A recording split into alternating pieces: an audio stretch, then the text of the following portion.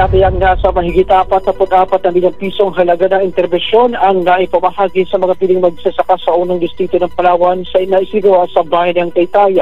Batay sa ulat ng Department of kabilang sa mga nipagkaloob ay nasa 33.2 million pesos halaga ng tractors at harvester sa ilalim ng PhilMec, 5.6 million pesos na halaga ng tractor at fuel cards sa ilalim ng CON programa, 4.6 million na good project composting facility na nagkakalaga ng 700,000 pesos, mahigit 400,000 pisong halaga ng pump at engine sets at mahigit 100,000 na halaga ng sprayers at mga binhi at 2 years mula sa DITRRN.